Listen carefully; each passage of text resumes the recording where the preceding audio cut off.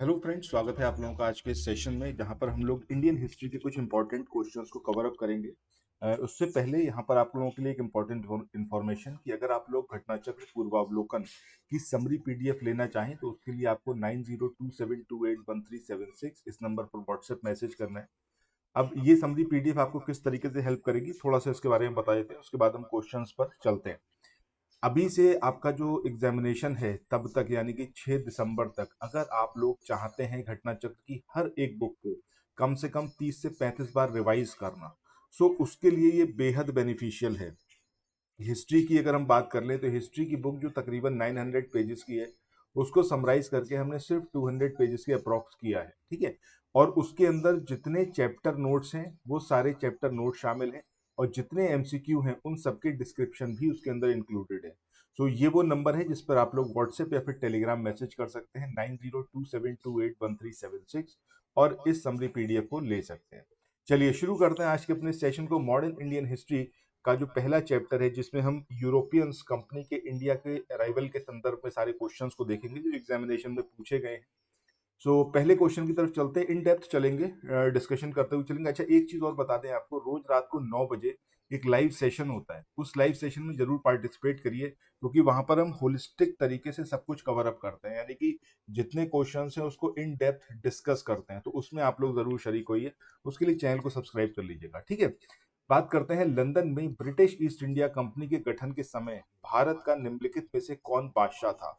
यानी कि जब लंदन में ईस्ट इंडिया कंपनी स्टेब्लिश हुई, औपचारिक रूप से कहें तो 31 दिसंबर साल 1600, ठीक है, इसमें ईस्ट इंडिया कंपनी स्टेब्लिश हुई थी। उस टाइम पर अगर हम इंडिया की बात करें तो इंडिया में किसका शासन चल रहा था? अकबर का, ठीक है। Option A. अब अकबर के अगर हम बात करें पूरे शासनकाल की तो 1556 से लेके और 1605 तक ये अकबर का पूरा टाइम पीरियड रहा था जब अकबर शासन में था, ठीक है। चलो आगे बढ़ते हैं नेक्स्ट क्वेश्चन पे। इस क्वेश्चन में यहाँ पर पूछा गया है कि किस मुगल सम्राट के काल में इंग्लिश ईस्ट इंडिया कंपनी ने भारत में सबसे पहले अपने कारखाने स्टेब्लिश किए। अब ये अकबर, जहांगीर, शाहजहां, इसमें से कौन है आपको ये बताना है, ठीक है। सो इस क्वेश्चन की बात अगर हम करें तो थोड़ा सा पहले जो पहले वाला क्वेश्चन था इसमें हमने बात करी थी अकबर की, ठीक है। सो अकबर का टाइम पीरियड 1556 से लेके 1605 तक था। 1605 के बाद जो अगला बादशाह आता है जिसका नाम है जहांगीर, ठीक है। जहांगीर के टाइम पर ही भारत में ईस्ट इंडिया कंपनी ने अपने कारखाने जो थे सबसे पहली बार स्टेब्लिश किए थे। अब इसमें दो कारखाने थे, एक आपका स्टेब्लिश हुआ 1611 में और दूसरा स्टेब्लिश हुआ 1613 में। ये जो कारखाना था, ठीक है, ये कहाँ पर बनाया गया? ये मसूलीपट्टनम या फिर मछलीपट्टनम में, बट ये एक अस्थाई कारखाना था। सो कभी भी अगर एग्जामिनेशन में ये स्पेसिफिकली नहीं पूछा जाता है आपसे कि स्थाई था या अस्थाई, तब तो आप मसूलीपट्टनम ही लगाएंगे। लेकिन अगर स्पेसिफिकली दिया हुआ है कि स्थाई कारखाना या फिर अस्थाई कारखाना, तब आप उसके अकॉर्डिंग चूज करेंगे। 1613 में जो स्टेब्लिश किया गया कारखाना वो था आपका सूरत में और ये एक स्थाई कारखाना था, ठीक है। तो यहाँ पर आंसर हमारा क्या आएगा? ऑप्शन बी यानी कि जहांगीर। इसके बाद आगे बढ़ते हैं, बात करते हैं ईस्ट इंडिया कंपनी की जो पहली फैक्ट्री स्थापित की गई वो कहाँ पर। अब देखो इन ऑप्शंस में यहाँ पर जब पहली फैक्ट्री के एस्टेब्लिशमेंट की बात हुई है तो यहाँ पर अस्थाई या फिर स्थाई के बारे में बात नहीं हुई, लेकिन ऑप्शंस में भी आपको मसूलीपट्टनम नहीं दिया, ठीक है। अगर ये मसूलीपट्टनम यहाँ पर देते तब मसूलीपट्टनम को हम चूज करते, बट जब नहीं दिया है तब हम किसको चूज करेंगे? सूरत को। इसके बाद आगे बढ़ते हैं अगले क्वेश्चन पे। यहाँ पर पूछा गया है कि निम्नलिखित में से किस अंग्रेज अधिकारी ने पुर्तगालियों को स्वाली नाम का जो स्थान था वहां पर हराया था। अब आपको ये बताना है स्वाली के बारे में, ठीक है। किसने जो है पुर्तगालियों को हराया था? ये विलियम हॉकिंस थे, ये थॉमस बेस्ट थे, ये थॉमस रो थे, या फिर ये जोशिया चाइल्ड थे। सो इसके संदर्भ में हम सारी बातें देखें इससे पहले थोड़ा सा हम यहाँ पर बात कर लेते हैं। जब 1611 की बात करते हैं सबसे पहले, ठीक है, जब मसूलीपट्टनम में पहला ये कारखाना जो अस्थाई कारखाना था उसको स्टेब्लिश कर रहे थे मसूलीपट्टनम में ब्रिटिश, ठीक है। तो 1611 में पुर्तगाली जो थे वो उसका विरोध कर रहे थे कि आप यहाँ पर जो है इनको परमिट मत करिए, यहाँ पर कारखाना मत बनाने दीजिए। उसके बाद भी एक कैप्टन मिडिल्टन थे, ठीक है, क्या नाम था इनका? कैप्टन मिडिल्टन, ठीक है। इन्होंने जो है सूरत के पास में स्वाली पर ये पहुंचे और वहां पर इन्होंने परमिशन ले ली थी, ठीक है, कि हम यहाँ पर जो है इस्टेब्लिश करना चाहते हैं कारखाना, इन्हें परमिशन दे दी गई थी। लेकिन यहाँ पर पुर्तगालियों का विरोध का इन्होंने सामना किया। अब इसके बाद क्या होता है, उसके बाद एंट्री होती है कैप्टन बेस्ट। कैप्टन बेस्ट, अब ये जो कैप्टन बेस्ट थे, इन्होंने क्या करा, इन्होंने स्वाली नाम की जो जगह थी वहां पर 1612 में पुर्तगालियों को हरा दिया। जैसे ही इन्होंने पुर्तगालियों को हरा दिया, इसके बाद एक चीज यहाँ पर क्लियर हो गई कि अब जो है पुर्तगाली कमजोर पड़ रहे हैं, किसके कंपैरिजन में, ब्रिटिश के कंपैरिजन में, ठीक है। इसीलिए फिर बाद में जो है अंग्रेजों को सूरत में फैक्ट्री बनाने की परमिशन भी दे दी गई 1613। तो यहाँ पर पुर्तगालियों का जो डोमिनेंस था उसको यहाँ पर ब्रेक करा किसने, थॉमस बेस्ट ने। जो आंसर क्या होगा हमारा, ऑप्शन बी। इसके बाद नेक्स्ट हम चलते हैं, बात करते हैं कैप्टन हॉकिंस के संदर्भ में। अब ये दो स्टेटमेंट आपको यहाँ पर दे रखे हैं।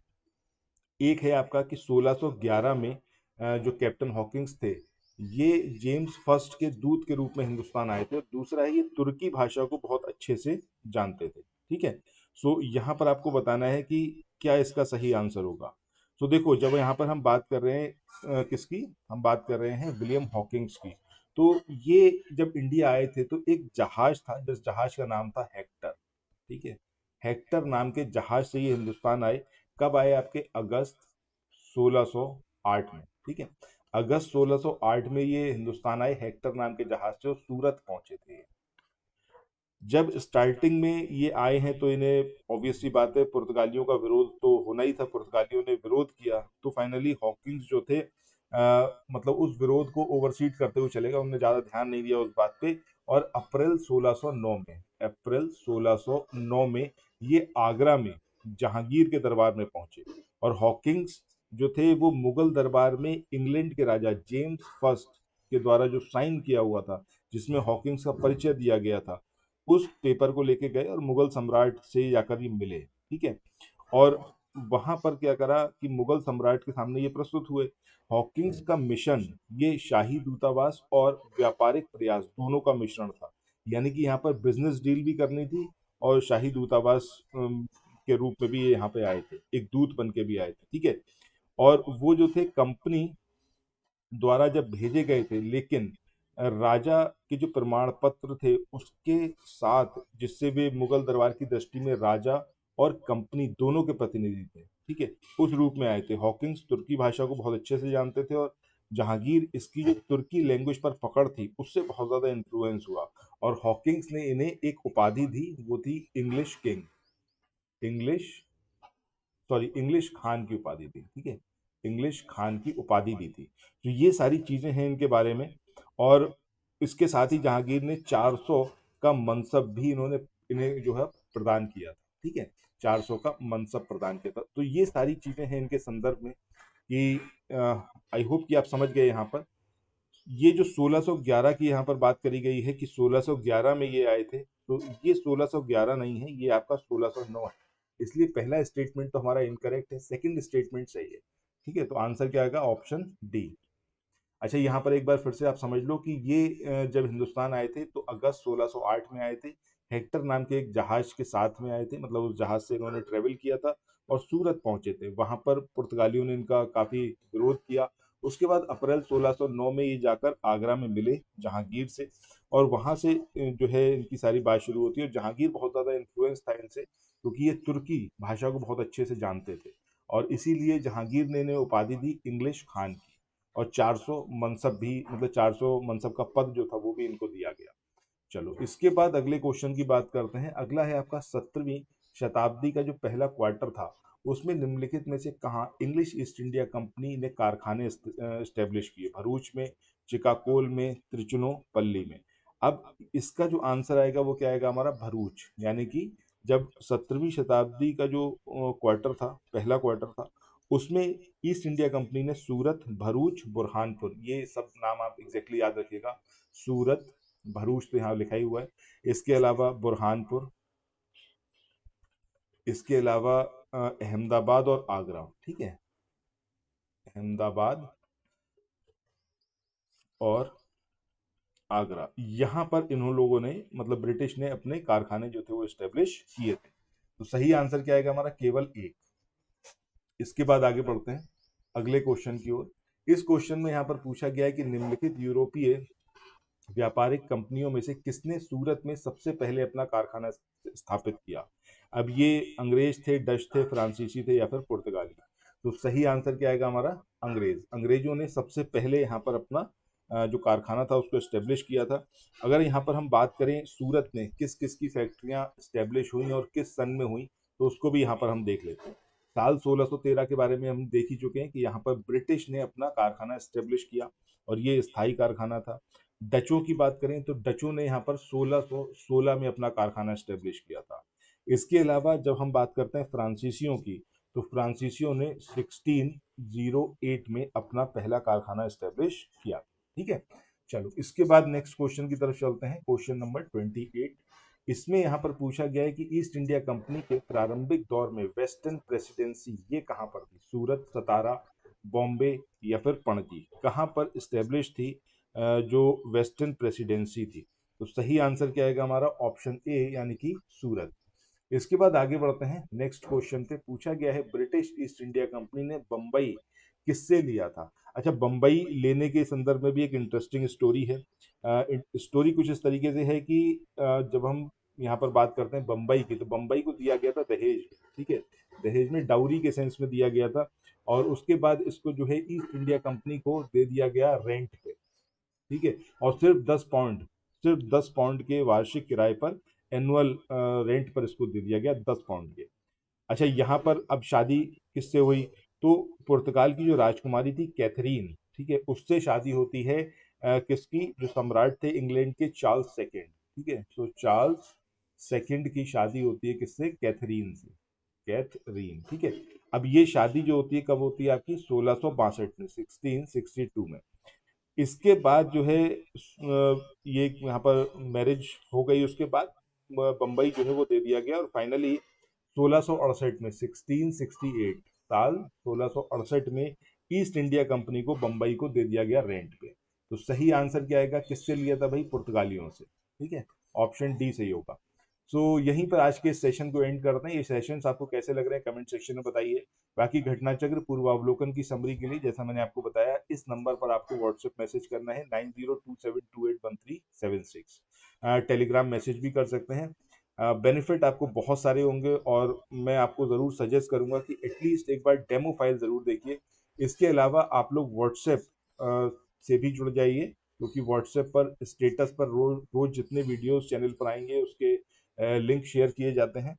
और टेलीग्राम पर भी ज्वाइन कर लीजिए, ताकि टेलीग्राम पर जो भी इंफॉर्मेशन होगी आप लोगों को एग्जामिनेशन से रिलेटेड या फिर जो भी यहाँ पर नया हम कोर्स लेके आएंगे उससे रिलेटेड सब कुछ आपको मिलेगा। जो वीडियोस आएंगे उनके लिंक भी आपको वहां पर मिल जाएंगे। तो दोनों से अटैच हो जाइए ताकि कोई भी वीडियो ना छूटे। इन डेप्थ हम हर एक क्वेश्चन को कवर अप करते हुए चलेंगे। बाकी चलिए मिलते हैं नेक्स्ट वीडियो में।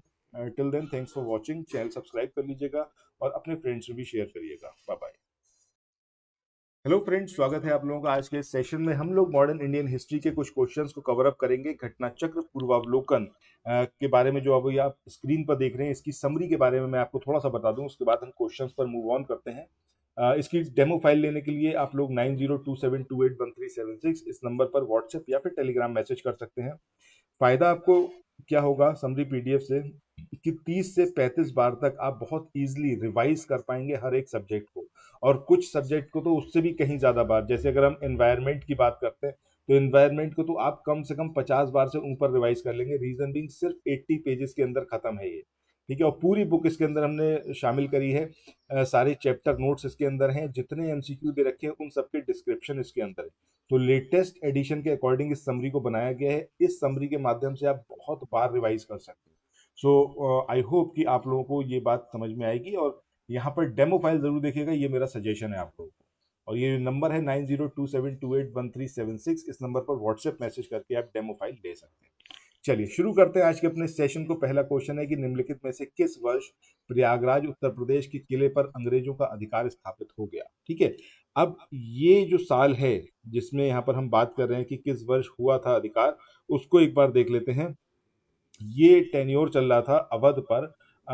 अवध के जो नवाब थे उस टाइम पर, उनका नाम था सादत अली खान। क्या नाम था, सादत अली खान। ठीक है, सेकंड, इनका टाइम पीरियड चल रहा था और टाइम था आपका ये साल 1798 से लेके 1814, ये पूरा इनका टेन्योर रहा था, ठीक है। और 1798 में जो प्रयागराज का किला था उस पर अंग्रेजों का अधिकार हो गया, फिर कहें तो अंग्रेजों को सौंप दिया था शहादत अली खां सेकंड ने, जो कि अवध के नवाब थे, ठीक है। तो 1798 यहाँ पर सही आंसर आएगा, ऑप्शन डी। नेक्स्ट क्वेश्चन देखते हैं कि ईस्ट इंडिया कंपनी के किस अंग्रेज गवर्नर को औरंगजेब द्वारा भारत से निष्कासित कर दिया गया। अब देखो ये निष्कासन का जो काम है, ऑब्वियस सी बात है कि कुछ बड़ा ही हुआ होगा, कुछ चाइल्डिश हरकत करी गई होगी, कुछ ऐसा करा गया होगा जो यहाँ पर औरंगजेब को बिल्कुल ही पसंद नहीं आया होगा, तभी ये काम किया गया होगा कि जो ये जो अंग्रेज गवर्नर था उसको बाहर कर दिया गया। सो बात करते हैं इसके बैकग्राउंड की पहले, उसके बाद हम यहाँ पर आंसर पे चलेंगे। बम्बई का जो अंग्रेज गवर्नर था उसका नाम था जॉन चाइल्ड, ठीक है, सर जॉन चाइल्ड।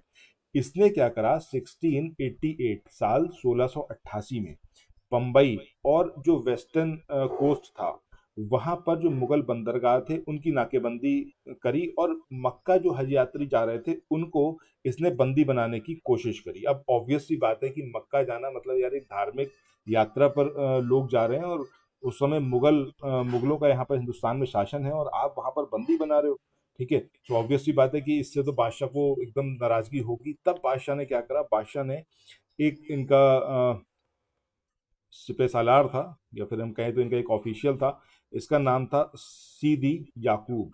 सीदी याकूब को बोला कि भाई जा और इसको जो है अब टाइट करके आ, ठीक है, और बंबई की करो घेराबंदी। और उसके बाद जो है फिर अंग्रेजों को झुकना ही पड़ा, ऑब्वियस सी बात है, जब जहां पर तुम रह रहे हो, वो कहते हैं ना कि वो समुद्र उसमें नदी में रह के जो या फिर तालाब में रह के मगरमच्छ से बैर नहीं करते। सो वही स्थिति यहाँ पर थी, हो गई कि अंग्रेजों की जो थी घेराबंदी कर दी गई। फाइनली अंग्रेज यहाँ पर झुक झुक गए और उसके बाद उन्होंने शांति के लिए बातचीत करना स्टार्ट कर दिया। उन्होंने बोला कि भैया ठीक है, हम ऐसा कुछ नहीं करेंगे।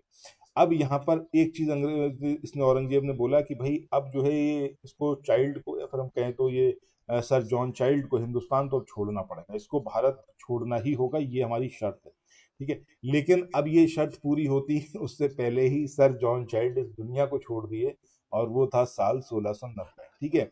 मतलब एक तरफ ये बातचीत चल रही थी कि भाई अब इसको हिंदुस्तान छोड़ना पड़ेगा, उससे पहले ही सर जॉन चाइल्ड ने दुनिया छोड़ दी, समझ रहे, इतना खौफ था औरंगजेब का। सो ये साल 1688 का जो इवेंट रहा जिसमें ये हज यात्रियों को बंदी बनाया गया, उसके बाद औरंगजेब ने सीधी याकूब को भेजा अपने एक सिपह सालार को कि जाओ बेटा इनको अब जरा टाइट करके आओ। उसके बाद फाइनली 1690 में सर जॉन चाइल्ड की डेथ हो गई और ये कभी हिंदुस्तान से बाहर जा ही नहीं पाए, मतलब ये दुनिया छोड़ दिए, हिंदुस्तान से बाहर नहीं जा पाए। चलिए आगे बढ़ते हैं, बात करते हैं निम्नलिखित में से प्रथम कार्नाटिक युद्ध का तात्कालिक कारण क्या था। ठीक है, ऑब्वियस सी बात है भाई, कोई भी युद्ध होगा तो उसमें कोई ना कोई रीजन तो रहेगा। सबसे पहले हम जब बात करते हैं फर्स्ट कार्नाटिक वॉर की, तो 1746 से लेके 48 के बीच में ये युद्ध हुआ।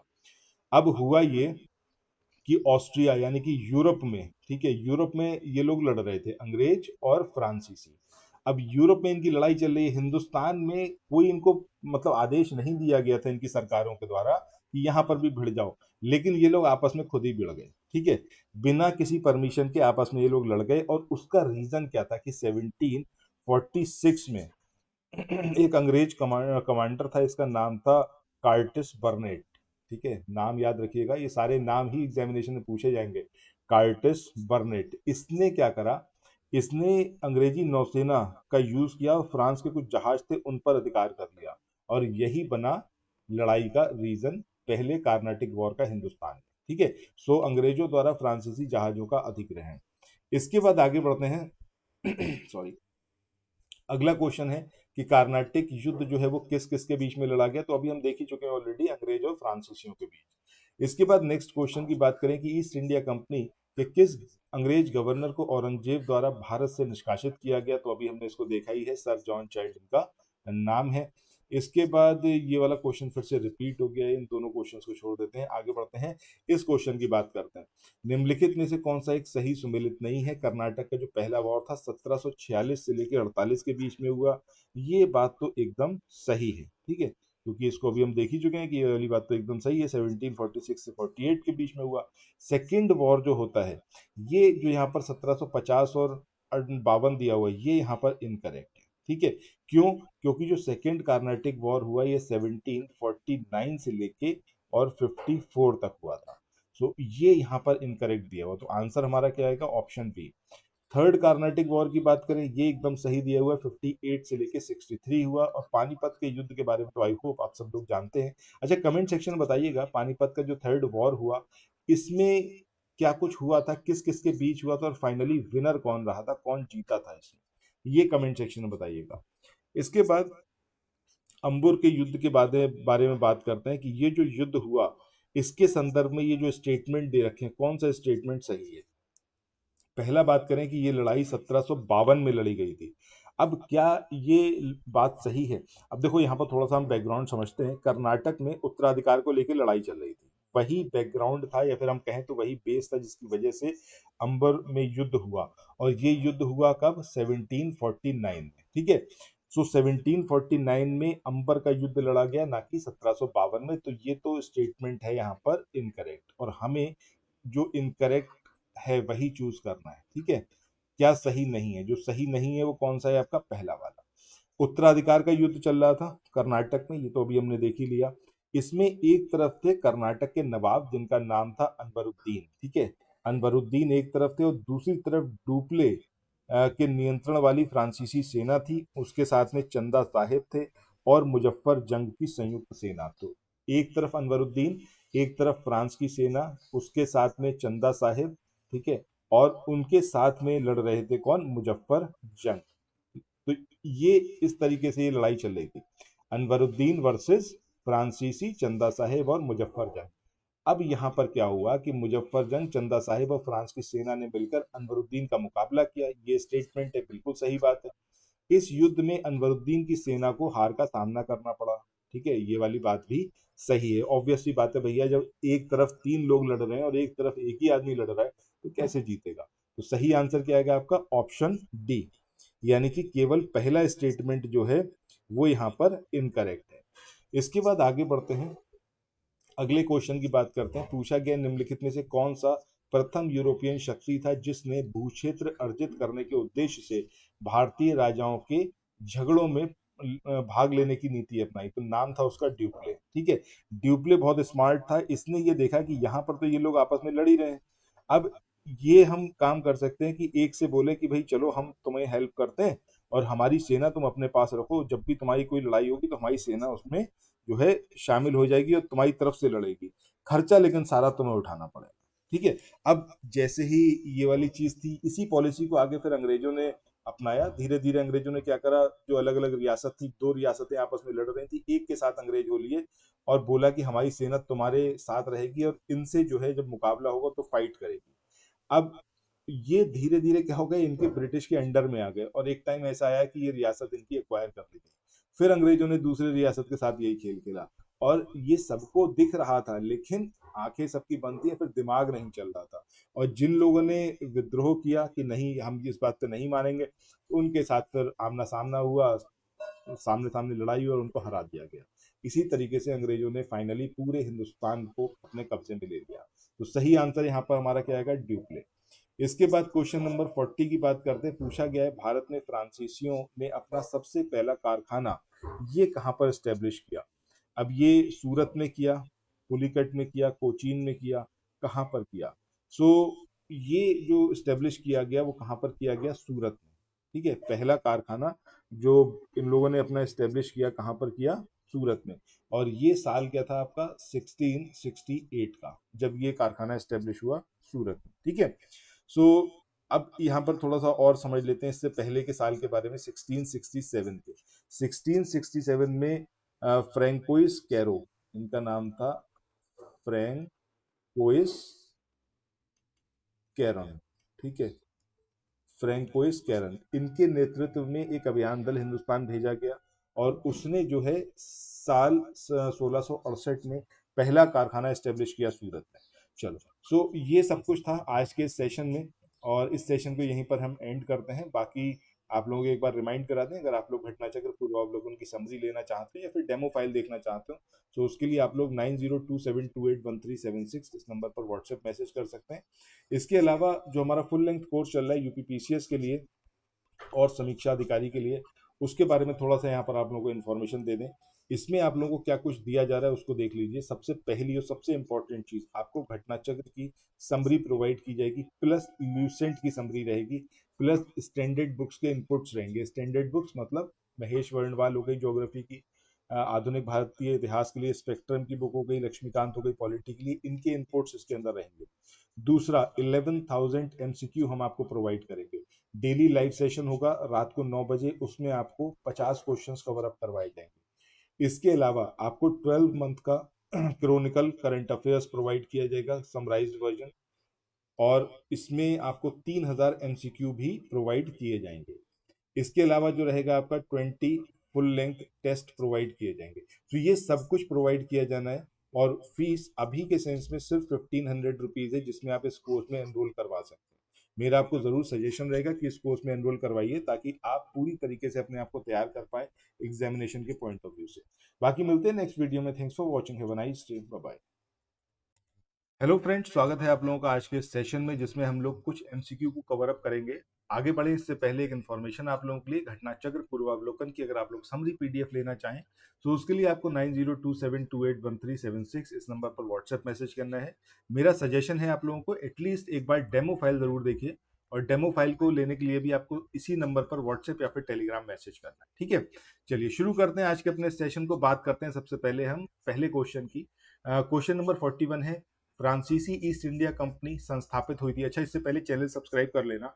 डेली रात को 9 बजे हम एक सेशन कर रहे हैं, रात को 9 बजे। उसमें क्या होगा, उसमें आपको हम एमसीक्यू कवर अप करवाएंगे, और वो ज़्यादातर एमसीक्यू कैसे रहेंगे, जो अभी रिसेंट में हिस्ट्री के टॉपिक्स न्यूज़ में रहे या फिर पॉलिटी के रहे, उन पर बेस्ड रहेंगे।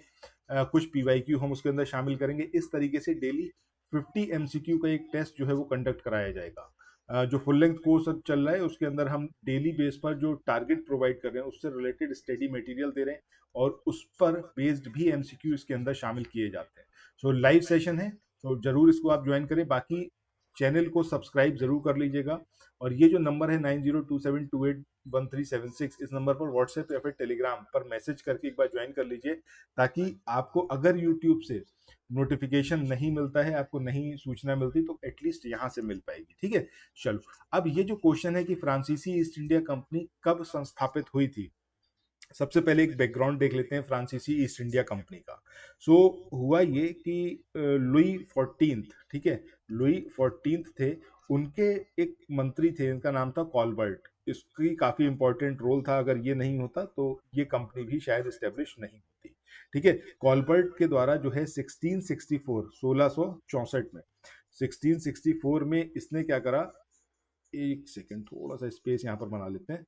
हाँ, 1664 में इसने फ्रेंच ईस्ट इंडिया कंपनी को एस्टेब्लिश किया, और इसे जो है एक नाम दिया गया, ठीक है, कंपनी देस इंदेस ओरिएंटलेस। इतना ही नाम याद रखिए, सफिशिएंट है, वैसे पूछा नहीं जाता है। कंपनी देस इंदेस ओरिएंटलेस इसका नाम दिया गया, और इस कंपनी में सरकार जो थी, वहां की फ्रांस की जो सरकार थी, उसने अपना सारा पैसा लगाया। सबसे बड़ी शेयरधारक वही थी, ठीक है, और कंपनी का जो खर्च होता था वो उसका एक बड़ा हिस्सा सरकार को ही पे करना पड़ता था। फाइनली 1667 में फ्रैंकोइस कैरॉन, ठीक है, फ्रैंकोइस कैरॉन, इनके नेतृत्व में एक दल भेजा गया हिंदुस्तान, और यहाँ पर 1668 में पहला इन्होंने कारखाना एस्टेब्लिश करा अपना सूरत में। सो ये पूरा बैकग्राउंड था। तो आंसर क्या आएगा हमारा, Louis 14th, sorry, option A, Louis 14th, ये यहाँ पर हमारा सही आंसर आएगा, ठीक है। चलो, इसके बाद नेक्स्ट क्वेश्चन पे चलते हैं। इस क्वेश्चन में यहाँ पर आपसे पूछा गया है कि निम्नलिखित में से किसे भारत में फ्रांसीसी कंपनी का संस्थापक माना जाता है। तो अभी हमने लास्ट जो पूरा भी डिस्क्रिप्शन देखा फ्रांसीसी कंपनी का, सो कॉलबर्ट उस व्यक्ति का नाम था, ठीक है। अगले क्वेश्चन की बात करें कि बंगाल में निम्न में से कौन सा कारखाना डचों ने स्थापित किया था। बुंदेल के अंदर जो कारखाना बनाया था, चिंसुरा में, श्रीरामपुर में, या फिर इसमें से कोई भी नहीं। तो सही आंसर क्या आएगा हमारा, सही आंसर यहाँ पर आएगा चिंसुरा, ठीक है। चिंसुरा में यहाँ पर स्टेब्लिश किया डचों ने अपना कारखाना, तो सही आंसर क्या आएगा उसका, चिंसुरा। सो इसमें भी थोड़ा सा एक बार बैकग्राउंड देख लेते हैं। डचों की जो बंगाल की पहली कंपनी थी वो कहाँ पर थी, पीपली में, ठीक है। पीपली में इन्होंने अपनी पहली कंपनी स्टेब्लिश की थी। आज की डेट में हम देखें तो ये उड़ीसा में लोकेटेड है पीपली, और ये कंपनी स्टेब्लिश हुई आपकी 1627 में। तो 1627 में पहली कंपनी पीपली उड़ीसा में इन्होंने स्टेब्लिश की। 1676 तक अगर हम बात करें तो डचों ने पीपली में अपना कारखाना छोड़ दिया, और उसके बाद ये बालासोर में अपना अपना नया खाना कारखाना बनाया। कहाँ पर? बालासोर में। ठीक है। तो 1627 में पीपली उड़ीसा में बनाया, 1676 में पीपली को स्किप कर दिया, वहां पर छोड़ दिया उसको, और 1676 में बालासोर में अपना कारखाना इन्होंने एस्टेब्लिश किया। देखें तो 1653 ये वो साल है जहां से डचों का सही से यहाँ पर हिंदुस्तान में व्यापार जो है धीरे धीरे शुरू हो पाया था। तो ये काफी इंपॉर्टेंट ईयर है। और अगर हम बात करें 1656-57 की, 1656-57 की, तो इसमें डचों ने चिंसुरा में अपनी फैक्ट्री स्थापित कर ली थी। ठीक है। तो सही आंसर क्या आएगा यहाँ पर हमारा? चिंसुरा। इसके बाद आगे बढ़ते हैं नेक्स्ट क्वेश्चन पे। इसमें पूछा गया है फ्रांसीसी दक्कन में शक्ति आंदोलन स्थापित करने में असफल रहे। ठीक है। मतलब साउथ इंडिया में ये लोग जो थे अपना शक्ति आंदोलन स्थापित करने में असफल रहे। रीजन क्या था? कि डुप्ले सक्षम नहीं था, अंग्रेजों की फौज शक्तिशाली थी, भारतीय लोग फ्रांसीसियों को पसंद नहीं करते थे, या फिर पौंडीचेरी सामरिक केंद्र था। तो सही आंसर ऑप्शन बी आएगा, क्योंकि अंग्रेज यहाँ पर ज्यादा मतलब स्ट्रांग पड़ गए कंपैरिजन में फ्रांसीसियों के। ठीक है। इसके बाद अगला है कि निम्न यूरोपीय शक्तियों ने भारतीय व्यापार में समय समय पर प्रवेश किया। अब इनको आपको एक क्रम के अंदर लगाना है। तो देखो, हिंदुस्तान में सबसे पहले आए पुर्तगाली, उसके बाद आते हैं आपके डच, डचों के बाद आते हैं ब्रिटिश, ब्रिटिश के बाद जो आते हैं वो आते हैं आपके डेनिश। ठीक है। और डेनिश के बाद आखिरी में आते हैं आपके, वो हैं फ्रांसीसी। ठीक है। सो ये क्रम रहा था। सबसे पहले आते हैं पुर्तगाली, पुर्तगालियों के बाद डच आते हैं, डच के बाद ब्रिटिश आते हैं, उसके बाद डेनिश आते हैं, और उसके बाद सबसे आखिरी में कौन आता है? वो आते हैं आपके फ्रांसीसी। ठीक है। तो सही क्रम यहाँ पर आपको चूज करना है, और सही क्रम मैंने आपको बता ही दिया। तो सही आंसर क्या आएगा हमारा? कि सबसे पहले आए पुर्तगाली यानी कि 4, उसके बाद आए आपके डच यानी कि सेकंड, उसके बाद आए आपके अंग्रेज यानी कि 1, और उसके सबसे बाद में आए आपके ये। तो 4213 यहाँ पर हमारा सही कोड होगा। तो आंसर क्या आएगा हमारा? Option B. इसके बाद अगले क्वेश्चन की बात करें। पूछा गया है कि उस क्षेत्र की पहचान करें जहां से यूरोप वासियों को सर्वोत्तम शोरा और अफीम मिलता था। अब ये जो एरिया था वो था आपका बिहार का। इसमें नेक्स्ट क्वेश्चन देखें कि अफीम के लिए सबसे ज्यादा फेमस कौन सा? तो बिहार जो था वो सबसे ज्यादा फेमस था इस चीज में। इसके बाद अगला क्वेश्चन आता है कि भारत, चीन और इंग्लैंड के बीच त्रिकोणीय व्यापार का जो मुख्य आर्थिक आधार था, ठीक है, इंडिया, चाइना और ब्रिटिश, इसके बीच में जो त्रिकोणीय व्यापार का आधार था वो क्या था आपका? वो था अफीम। ठीक है। चलो, इसके बाद ये ब्रिटिश करते क्या थे? इंडिया से अफीम को कहां पर ले जाते थे? चाइना में ले जाते थे। इस तरीके से काम करते थे। इसके बाद नेक्स्ट क्वेश्चन की बात करते हैं कि निम्नलिखित यूरोपीय में से कौन सा एक स्वतंत्रता पूर्व भारत में व्यापारी के रूप में सबसे एंड में आया? तो अभी हमने ऊपर देखा ही है, सबसे एंड में कौन आए? फ्रांसीसी। इसके बाद अगले क्वेश्चन की बात करें कि निम्नलिखित में से किन स्थलों पर डचों ने अपने व्यापारिक अड्डे स्थापित करे? अब डचों के जो व्यापारिक अड्डे स्थापित हुए ये कहाँ कहाँ पर हुए आपको ये बताना। ठीक है। तो इसमें नागपट्टनम, चिंसुरा, मछलीपट्टनम, सूरत, भरूच, आगरा, कोचीन, अहमदाबाद, पटना, या फिर उपर्युक्त सभी। तो आंसर क्या आएगा हमारा? ऑप्शन डी यानी कि उपर्युक्त सभी इसका सही आंसर होगा। ठीक है। सो इसी के साथ आज के सेशन को एंड करते हैं। जाते जाते आप लोगों को ये इन्फॉर्मेशन दे दें कि घटनाचक्र पूर्वावलोकन समरी पीडीएफ के लिए आप लोग व्हाट्सएप या फिर टेलीग्राम मैसेज कर सकते हैं। एक बार डेमो फाइल आपको जरूर देखना चाहिए। ये मेरी विश भी है, और मैं चाहता हूं कि आपको पता चले, आपका फायदा हो एग्जामिनेशन में। तो इसके लिए आप लोग इस नंबर पर व्हाट्सएप मैसेज कीजिए। ठीक है। या फिर टेलीग्राम से भी संपर्क कर सकते हैं। बाकी मिलते हैं नेक्स्ट वीडियो में। Thanks for watching. Have a nice day. Bye bye.